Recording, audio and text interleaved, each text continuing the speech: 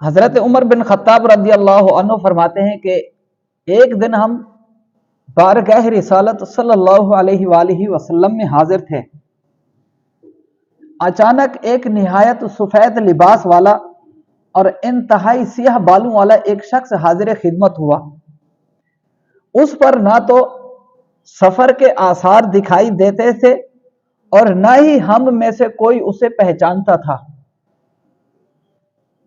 وہ حضور نبی کریم صلی اللہ علیہ وآلہ وسلم کے اتنا قریب ہو کر بیٹھ گیا کہ اس نے اپنے گھٹنے نبی پاک صلی اللہ علیہ وآلہ وسلم کے گھٹنوں سے ملا دیا اور اپنے ہاتھ زانوں پر رکھ کر عرض کیا، جس طرح اتحیات میں کوئی بیٹھتا ہے اور اتحیات میں بندہ ہاتھ ایسے رکھتا ہے، ایسے ہاتھ رکھ کر وہ بیٹھ گیا۔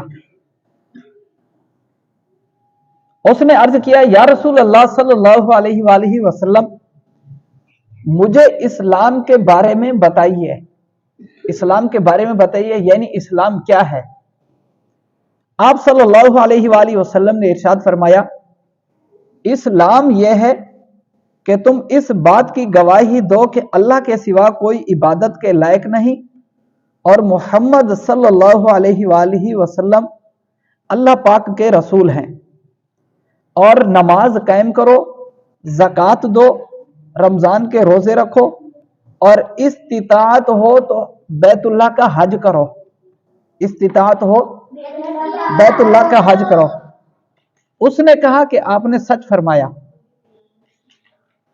ہمیں تعجب ہوا کہ سوال بھی خود کر رہا ہے اور تصدیق بھی۔ پھر عرض کی، مجھے ایمان کے بارے میں بتائیے۔ پھر عرض کی، ارشاد فرمایا، ایمان یہ ہے کہ تم اللہ پاک، اس کے فرشتوں، اس کی کتابوں، اس کے رسولوں، آخرت اور اچھی بری تقدیر پر ایمان لاؤ۔ اس نے کہا، آپ نے سچ فرمایا۔ پھر عرض کی، مجھے احسان کے بارے میں بتائیے کہ احسان کیا ہے۔ پہلے پوچھا اسلام کیا ہے، اسلام کے بارے میں بتایا۔ پھر اس نے کیا پوچھا؟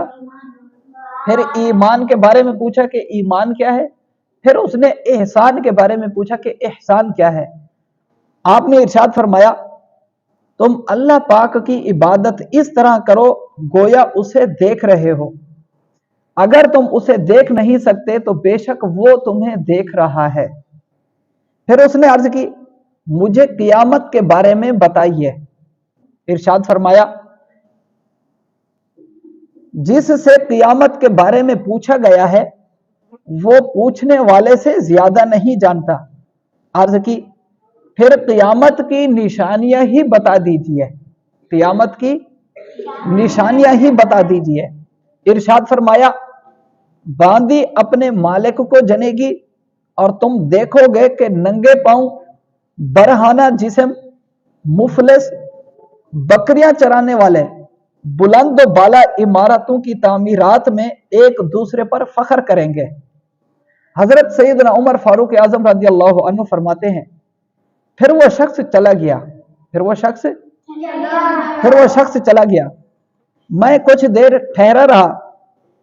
پھر آپ صلی اللہ علیہ وسلم نے مجھ سے ارشاد فرمایا، اے عمر، جانتے ہو وہ سائل کون تھا؟ کیا فرمایا؟ اے عمر، جانتے ہو وہ کون تھا؟ ارشاد کہتے ہیں، میں نے عرض کی، اللہ اور اس کے رسول صلی اللہ علیہ وآلہ وسلم بہتر جانتے ہیں۔ ارشاد فرمایا، وہ جبریل علیہ الصلاۃ والسلام تھے جو تمہیں تمہارا دین سکھانے آئے تھے، جو تمہیں تمہارا دین سکھانے آئے تھے۔